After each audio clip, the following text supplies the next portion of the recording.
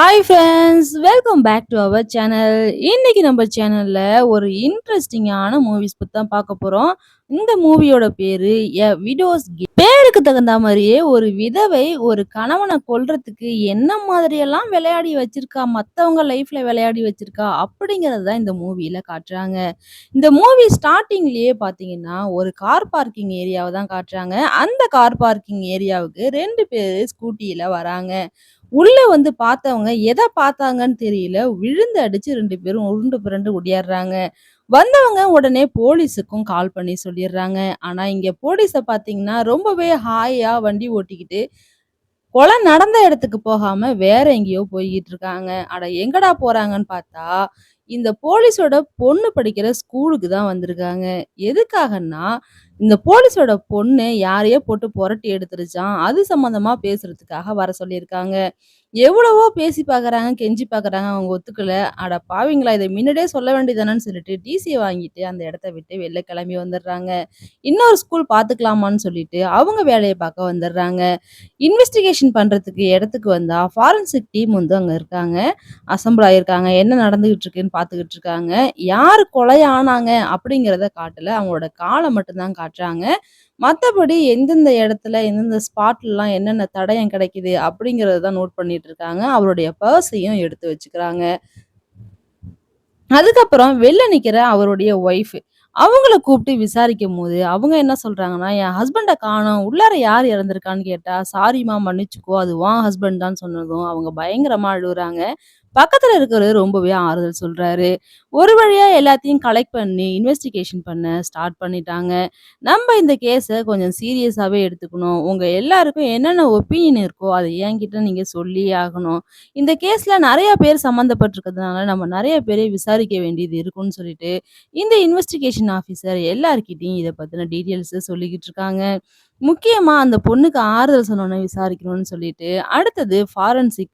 Forensic மட்டும் இல்லாம, post-mortem பண்ண இடத்தையும் போய் விசாரிக்கிறாங்க. அவங்க என்ன சொல்றாங்கன்னா, இது பிளான் பண்ணி மர்டர் மாரி இருக்கு. ஏன்னா, இத வந்து ஒருத்தவங்க ஏதோ தெரியாம செஞ்சா மாரி தெரியல. இவங்கள இப்படிதான் இந்த மாரி தான் கொல்லணும்னு பண்ண மாரி பண்ணியிருக்காங்கன்னு சொல்றாங்க.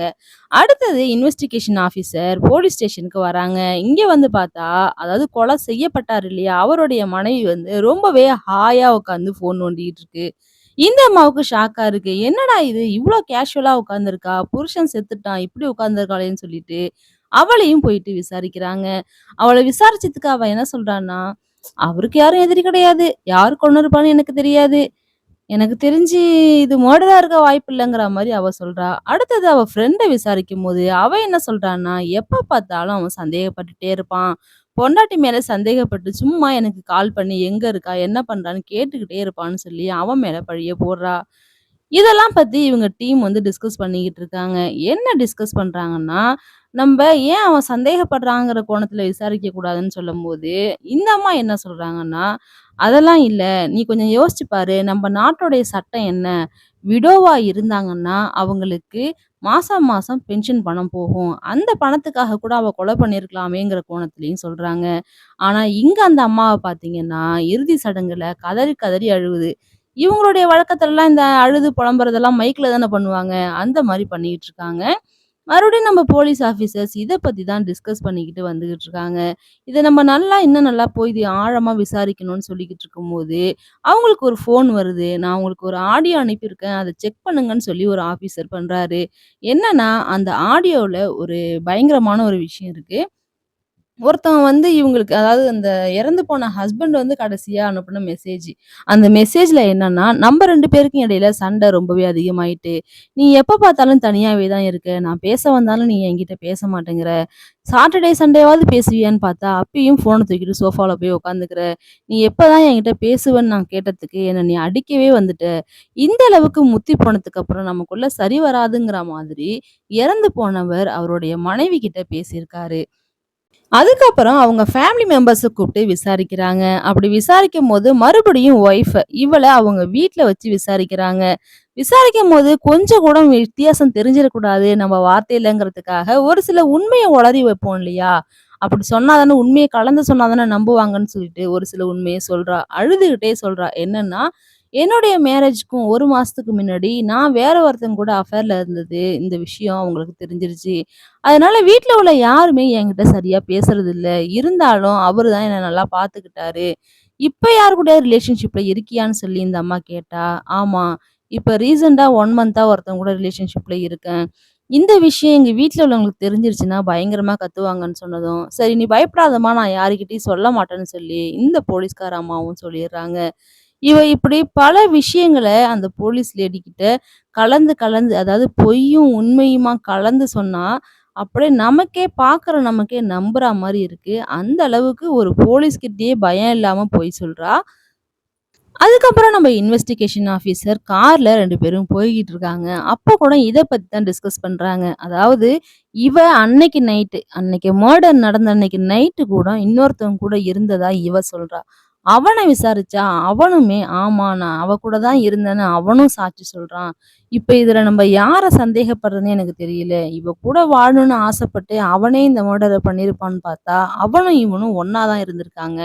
அன்னைக்கு நைட் 2 பேரும் வெளில இருந்ததுக்கான சாட்சி இருக்கு. என்ன பண்றதுன்னு தெரியலன்னு டிஸ்கஸ் பண்ணிட்டு போறாங்க. அப்ப அவங்க ஹையர் அஃபிஷியல்ஸ் கிட்ட, இவங்க கால்ஸ் எல்லாம் வந்து ரெக்கார்ட் பண்ணா மட்டும் தான் இங்க என்ன நடந்துச்சுன்னு நம்மளால கண்டுபிடிக்க முடியும்ன்னு சொல்லி, இவங்க போய் பெர்மிஷன் கேட்குறாங்க.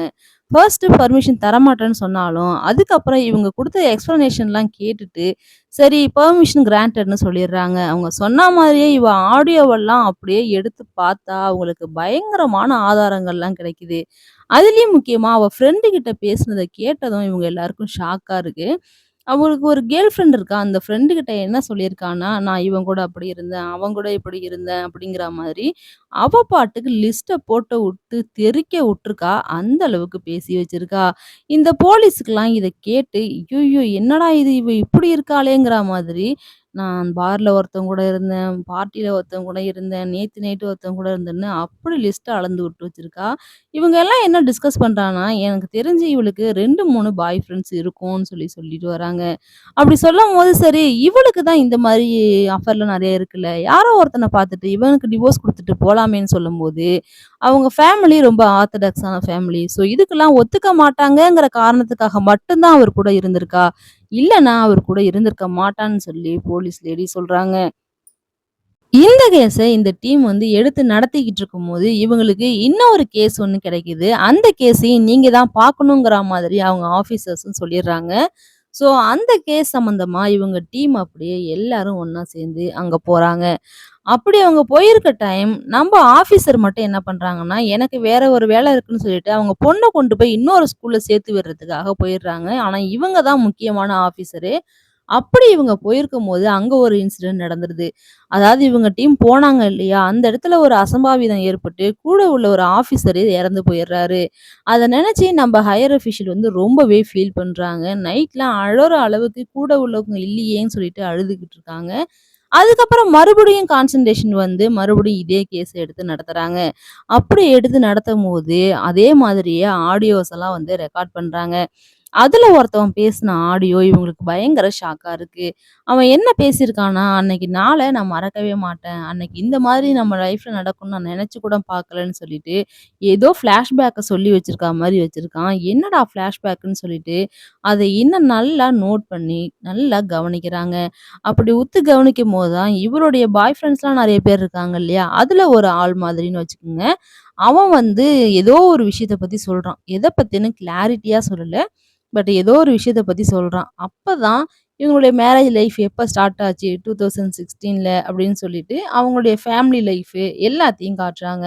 அவங்க ஃபேமிலி பார்த்தீங்கன்னா, ரொம்பவே ஆர்த்தடாக்ஸான ஃபேமிலி. எல்லா பார்ட்டீஸ்க்கு போய் என்ஜாய் பண்ற அளவுக்கு நல்ல பணக்கார ஃபேமிலியும் கூட. ஆனாலும் நம்ப ஹீரோயினுக்கு, அதாவது இந்த மூவியோட ஹீரோயினுக்கு அது பத்தல. அத தாண்டி அவளுக்கு பல விஷயங்கள் தேவைப்படுது. அதனால அவ வேலை செய்ற அவ டாக்டரா ஒர்க் பண்ற இடத்துலயும் ஒரு பையன வச்சிருக்கா. அவ கூடயும் ரிலேஷன்ஷிப்ல இருந்திருக்கா. அவன் ரொம்ப கேஷுவலா பேசுற அளவுக்கு பேசுறான். "நீ என்ன பெரிய ஒழுங்காடா போடான்னு" சொல்லிட்டு அவ பல பேர் கூட இந்த மாரி இருந்திருப்பா போல. மேரேஜுக்கு அப்புறம் கூட. அப்புறம் ஒரு பார்ட்டிக்கு போறா. அங்கேயுமே அப்படிதான் ஒருத்தவங்க கூட தப்பா இருக்கா. அதுக்கப்புறம் அவ எங்கெல்லாம் போறாளோ, அவ வீட்ல கூட பார்ட்டி நடக்குது. ஆனா அந்த பார்ட்டி அவளுக்கு ரொம்பவே போரிங்கா இருக்கு. ஏன்னா அவளுக்கு புடிச்ச பார்ட்டிலாம் வேற மாதிரியான பார்ட்டின்னு சொல்லலாம். அப்ப கூட தனியா போய் உட்காந்துக்கிட்டு, எனக்கு இங்க இருக்கவே பிடிக்கலன்னு யாரோ ஒரு பாய் ஃப்ரெண்டுக்கு டெக்ஸ்ட் பண்றா. அது யாருன்னா, கடைசியா ஒருத்தவன் கூட இருந்தான் இல்லையா? அழுகுறதுக்கு போதெல்லாம் வந்து ஆறுதல் சொல்லிட்டு இருந்தான் இல்லையா? அவன் தான் அது. அப்ப கூண்டுக்குள்ள இருக்கிற ஒரு பறவைய பார்த்து, இவள என்னமோ போட்டு அடைச்சு வச்சிருக்கா மாதிரி அத பார்க்குறா. அன்னைக்கு 2 பேரும், அதாவது அவங்க இறந்து போன ஹஸ்பண்டும் இவளும் ஒண்ணா கார்ல போய்க்கிட்டு இருக்கும்போது, ஒரு விஷயத்த பத்தி அவரு சொல்றாரு. "என் ஃப்ரெண்ட் வந்து இறந்து போயிட்டான். நல்ல வேளையா, அவங்களுடைய ஒய்ஃப்க்கு வந்து அந்த விடோஸ்க்கான பென்ஷன் கிடைக்குது. பரவால்ல, அவங்க லைஃப எப்படியோ லீட் பண்ணிடுவாங்கன்னு" சொல்லி இவன் சொல்லிட்டு வரான். அப்பதான் இவளுக்கு ஐடியாவே தோணுது. "நம்ப ஏன் இப்படி பண்ணக்கூடாது? ஜாலியா குடிக்கலாம், கூத்தாடலாம், வேலைக்கு போகணுங்கிற அவசியமே இல்லன்னு" இவளுக்கு தோணுது. அப்பதான் இவ பாய் ஃப்ரெண்ட் இன்னொருத்தவங்க கூட ரிலேஷன்ஷிப்ல இருக்கா. அப்படி இருக்கும்போது அவன்கிட்ட அடிக்கடி டெக்ஸ்ட் பண்றது, பேசுறது, ரிலேஷன்ஷிப்ல இருக்கிறது, இந்த மாதிரியான பல விஷயங்கள அவ ஹஸ்பண்டுக்கு தெரியாமலேயே பண்ணிக்கிட்டு இருக்கா. அவனும் கிஃப்ட் குடுக்கறது, இவளும் கிஃப்ட் குடுக்கறதுன்னு சொல்லிட்டு, அவங்களுக்கு இடையில லவ் அப்படியே மலர்ந்துகிட்டு வருது. இது எப்படியோ அரசல் புரசலா அவன் ஹஸ்பண்ட் காதுக்கு வர 2 பேருக்கும் இடையில பயங்கரமான சண்டை வெடிக்குது. அப்ப இது என் வீடுடா, நீ வெளில போன்னு சொல்லி இவ தொரத்த, அவன் என் வீடுடி நீ வெளில போடின்னு சொல்ல, இவ உடனே நானும் தான் இதுல காசு போட்டுருக்கேன். நான் மட்டும் என்ன காசு போடலையான்னு சொல்லி சொல்லும்போது, "நீ பல பேர் கூட இருக்குது எனக்கு தெரியாதுன்னு நினைக்கிறியான்னு" ஒரே வார்த்த தான் கேட்பான். அப்படியே உட்காந்து அழுதுகிட்டே இருப்பா. ஐய்யய்யோ! உனக்கு தெரிஞ்சிருச்சே என்ன பண்றதுன்னு சொல்லி அழுதுகிட்டே இருப்பா. அத கூட அவன் ஃப்ரெண்ட் இல்ல, அவனும் ஒரு ஆளு. அவனுக்கு டெக்ஸ்ட் பண்ணி வச்சுக்கிட்டு, அழுதுகிட்டே என் ஹஸ்பண்ட் என்ன அடிக்கிறாங்கிற மாதிரி, அந்த மாதிரி வேற மாதிரி மாத்தி சொல்லுவா. அந்த மாதிரி நெறைய விஷயங்கள அவங்க கூட ஷேர் பண்ணும்போது, அவன் வாய திறந்து சரி இவன் ஹஸ்பண்ட போட்டுறலாமா? அப்படின்னு அவன் கேட்பான்னு எதிர்பார்த்து தான் இவ டெக்ஸ்ட் பண்ணுவா. ஆனா, அப்ப கூட அவன் போலீஸுக்கு போலாமான்னு தான் கேட்பானே தவிர, கொலை பண்ணிடுமாங்கிற வார்த்தைக்கு வரவே மாட்டான். ஸோ, இவன் இதுக்கு சரிப்பட்டு வரமாட்டான் அப்படின்னு தெரிஞ்சவ, இன்னொருத்தன புடிக்கிறா. அதே ஹாஸ்பிட்டல்ல உள்ள ஆளு தான் அவரும். ஆனா, கொஞ்சம் ஏஜ்டான பெர்சன்.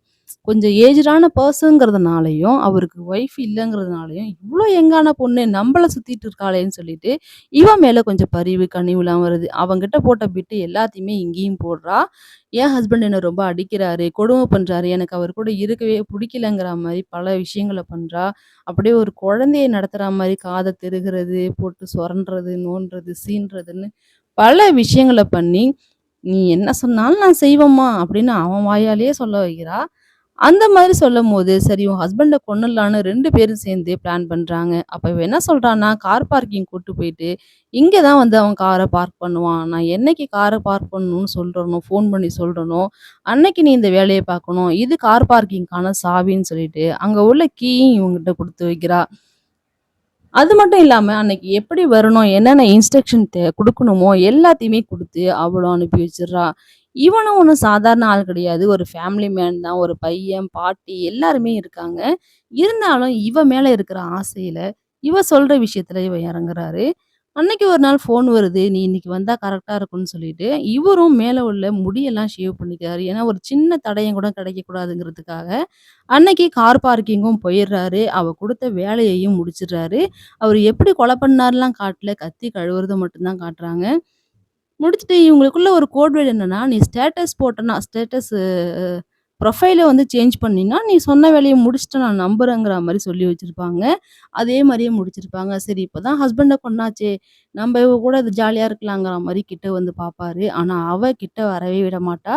நமக்குள்ள ஒரு அண்டர்ஸ்டாண்டிங் வர வரைக்கும் நம்ம கேப் விட்டே இருப்போம். ஏன்னா, இப்ப போலீஸ் இன்வெஸ்டிகேஷன் எல்லாம் போயிட்டுருக்கு. ஸோ, இப்ப எதுவும் வேணாங்கிற மாரி இவங்க 2 பேரும் பேசி வச்சுப்பாங்க.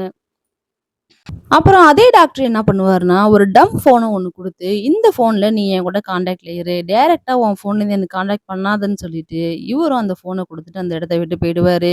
ஆனா, அப்ப கூட இவ டேனியல்ங்கிற ஒரு பையன் கூட தான் சேட் பண்ணிக்கிட்டு, ஜாலியா என்ஜாய் பண்ணிக்கிட்டு இருப்பா.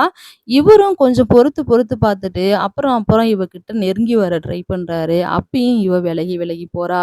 போனவன் என்ன சொல்றான்னா, "நம்ப தான் விலகி இருக்கணும்னு பேசியிருக்கோமே! கொஞ்சம் கண்ட்ரோலா இருக்க மாட்டீங்களாங்கிற" மாதிரி இவன் மேல பழிய போட்டு பேசுவா. அதுக்காக எவ்வளோ நாளும்மா ஏம்மா இப்படி இருக்கணும்? அ நான் வேணா நாளைக்கு உன் வீட்டுக்கு வரேன்னு சொன்னேன். சரி வந்து தொலங்கிற மாரி சொல்லிட்டு போயிடுவா. வீட்டுக்கு போய் இவன் உட்காந்துருப்பான். ஆனா அவ இருக்க மாட்டா. வீட்ட கிளீன் பண்ணணும்னு தான் சொல்லியிருப்பா. ஸோ, இவரு வீட்ட கிளீன் பண்ணிட்டு இருப்பாரு. அவ இருக்க மாட்டா. சரி ஃப்ரீயா இருக்கோமே! ஏதாவது நோண்டி பார்க்கலான்னு சொல்லிட்டு லேப்டாப் எடுத்து பார்த்தா, இவ டேனியல் கூட கடல போட்ட கதையெல்லாம் அதுல இருக்கும். அதையெல்லாம் இவரு பார்த்துருவாரு. எல்லாத்தையும் பார்த்து வெக்ஸ் ஆன மனுஷன் இந்த மாதிரி வந்து ஒருத்திக்கிட்ட ஏமாந்துட்டோமேன்னு அவரால அத தாங்கிக்கவே முடியாது. அவரு வீட்ல கூட அவரால நார்மலா இருக்க முடியாது. என்ன இப்படி ஆயிடுச்சுன்னு சொல்லிட்டு, அவளுக்கும் அடிக்கடி ஃபோன் பண்ணவும் ட்ரை பண்ணுவாரு. ஆனா, அவ ஏதாவது ஒரு ரீசன் சொல்லி அந்த ஃபோன கட் பண்றது, அவாய்ட் பண்றது இந்த மாதிரியே பண்ணிக்கிட்டு இருப்பா. ஆனா, ஒரு நாள் கால் பண்ணி என்ன சொல்றாருன்னா, எனக்கு தெரிஞ்ச ஆளு ஒருத்தர் வந்து போலீஸ்ல இருக்காரு. அவரு குடுத்த இன்ஃபர்மேஷன் படி, உன் மேல இன்னும் சந்தேகத்துல தான் இருக்காங்க. எந்த நேரம் வேணாலும் உன்ன வந்து அரெஸ்ட் பண்ணலாம். அது மட்டும் இல்லாம நீ பல பேர் கூட ரிலேஷன்ஷிப்ல இருக்கியாமே! அத கூட அவரு தான் சொன்னாரு. அதாவது இவரு டைரக்ட்டா பார்த்தத கூட, நீ பல பேர் கூட இது மாரி இருக்கியாமே! அத கூட அவரு தான் சொன்னாருன்னு, போலீஸ் சொன்னா மாரி சொல்லுவாரு. அதெல்லாம் கேட்டு அவ உடனே பதட்டம் ஆயிடுறா. எனக்கு இத்தன நாளா அவாய்ட் பண்ணவ, இப்ப நான் பார்க்கணும், பேசணுங்கிற மாரி அந்த அளவுக்கு பதட்டமாயி பயந்துடுறா. ஆமா, நான் அந்த மாரி தான் இருந்தேங்கிறதையும் ஒத்துக்கிறா. அதெல்லாம் கேட்க கேட்க இவருக்கு ஒரே அழுகையா வருது. இவருக்கு என்ன பண்றதுன்னே தெரியல. அது மட்டும் இல்லாம, அவ பாய் ஃப்ரெண்ட் அந்த டேனியல் கூட போயிட்டு இஸ்ரேல்ல போய் செட்டில் ஆக போறாளாம். அதுக்கான வீடு கூட ரெடி ஆயிடுச்சு. நாங்க போய் அங்க செட்டில் ஆகி அங்க ஜாலியா இருக்க போறோம். எங்கள விட்டுருங்கிற மாரியும் சொல்றா. இவரு இன்னும் கொஞ்சம் பயமுறுத்தி விடுறாரு. கூடிய சீக்கிரம் நீ அரெஸ்ட் ஆக போற. ஆனா மாட்டுனாலும் நான் உன் பேர சொல்லவே மாட்டேன். உன்னை என்னைக்குமே நான் மாட்டி விட மாட்டேங்கிற மாதிரி இவரும் சொல்றாரு. ஆனா இவரு சொல்றது உண்மதாங்க. உண்மையிலேயே இவரு வந்து கடைசி வரைக்குமே இவள மாட்டியே விட மாட்டாரு. அந்த அளவுக்கு இவரு உண்மையா இருப்பாரு. இப்ப போலீஸ் டீம்லாம் சேர்ந்து இவங்கள எப்படி அரெஸ்ட் பண்ணலான்னு சொல்லிட்டு பிளான் பண்ணிடுறாங்க. எப்படியாவது வந்து ஒரு ஃபோன்ல இது ரெக்கார்ட் பண்ணிடணும் அப்படிங்கிறதுக்காக இவங்க பேசலாம்னு வர சொல்லியிருந்தாங்க இல்லையா மீட்டிங்க்கு. அந்த இடத்துக்கிட்ட போலீஸ் எல்லாம் வெயிட் பண்ணிட்டு இருக்காங்க. இவ அவங்களுடைய வீடு மாமனார் வீட்ல போய் பேசுறா. "எனக்கு சேர வேண்டியத குடுங்க."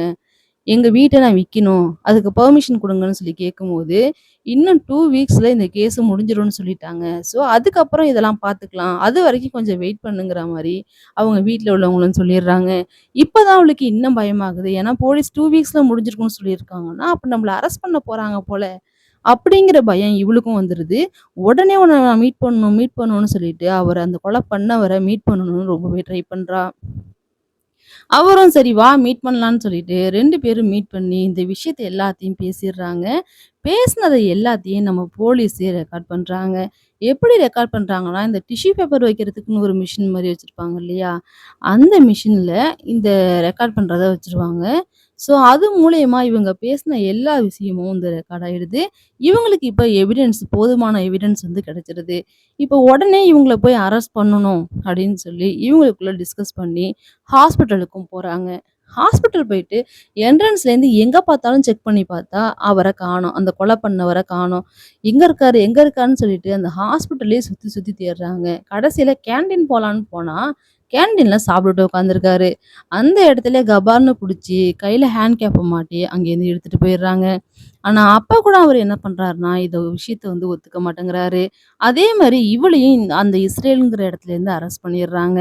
இப்ப கூட என்ன சொல்றாருன்னா, "நான் தான் பண்ணேன். அவளுக்கு எந்த சம்மந்தமும் இல்ல. நான் தான் பண்ணேன். அவளுக்கு எந்த சம்மந்தமும் இல்லன்னு" இதே தான் திருப்பி திருப்பி சொல்றாரு. அப்பதான் போலீஸ் லேடி எல்லா விஷயத்தையும் சொல்லுது. "உனக்கு புரியுதா இல்லையா? உன்ன மாட்டி விட்டுருக்கா அவ. அவளால அதெல்லாம் பண்ண முடியும். இருந்தாலும் உன்ன பண்ண வச்சு உன்ன மாட்டி விட்டுருக்கா. அது உனக்கு புரியுதா இல்லையா? ஒருத்தர் 2 பேர் இல்ல. அவ லிஸ்ட்ல நீயும் ஒரு ஆளு. நீ மட்டுமே கிடையாது. அத முதல்ல புரிஞ்சுக்கன்னு" சொல்லிட்டு எல்லா விஷயத்தையும் சொன்னதும், அவருக்கு கண்ணே கலங்குது. ஆல்ரெடி மனுஷன் வெக்ஸ் ஆயி போயிருக்காரு. அவருக்கு இன்னமும் ரொம்பவே கண்ணு கலங்கி அழுக வருது.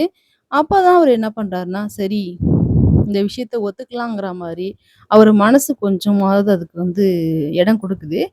இவங்களும் இன்னும் கொஞ்சம் பேசுறாங்க. அந்த ஹையர் அஃபிஷியலும். பேசுனதுல மனுஷன் மனசு மாறிர்றாரு. ஏன்னா, அங்க போயிட்டு நம்ப ஊர் கோர்ட் மாரிலாம் மாத்தி மாத்திலாம் பேச முடியாது இல்லையா? ஸோ, அங்க போயிட்டு அவர் கரெக்ட்டா சொல்லணுங்கிறதுக்காக கிளி புள்ளைக்கு சொல்றா மாரி எல்லா விஷயத்தையும் சொல்லி, கரெக்ட்டா என்ன நடந்ததோ அத மட்டும் சொல்லு. நாங்க சொல்லிக் குடுக்குறத நீ சொல்லணும்னு அவசியம் இல்லன்னு சொல்லிட்டு கேஸ க்ளோஸ் பண்ணிர்றாங்க.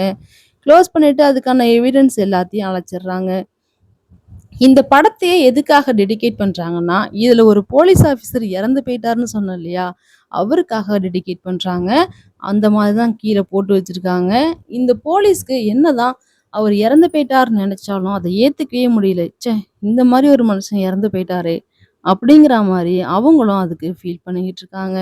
அதுக்கப்புறமும் கேஸ் நடக்குது. கேஸ்ல என்ன நடக்குதுன்னா, கரெக்ட்டா இவ தான் பண்ணுனா, இவ சொல்லி தான் நான் பண்ணேங்கிற விஷயத்தெல்லாம் வந்து அவர் கோர்ட்லயே போய் ஒத்துக்கிறாரு. அதோட ஆட்டங்காளி, படுதாகாளின்னு எல்லாமே முடிஞ்சு போயிடுது. டோட்டல் மூவியே க்ளோஸு. அந்த கிளேஸும் க்ளோஸு. ஆக்சுவலி இது பார்த்தீங்கன்னா, உண்மையாவே நடந்த ஒரு சம்பவத்த தான் இதில படமா எடுத்து வச்சிருக்காங்க. இதில வந்து போலீஸ் ஆஃபீசர் ஆகட்டும், அதில இறந்து போனவங்களாகட்டும், இந்த மாதிரி உண்மையாவே நடந்த ஒரு சம்பவம் தான் இதில படமாக எடுக்கப்பட்டிருக்கிறது. எப்படி ஒரு மனைவி ஒரு பணத்துக்காக, ஒரு பென்ஷனுக்காக ஒரு ஹஸ்பண்டையே அதுவும் நல்லவன ரொம்ப நல்லவன் அவரு. அவரையே கொலை பண்ணாங்கிறது தான் இந்த படம். உங்களுக்கு இந்த படம் பிடிச்சிருந்தா லைக் பண்ணுங்க.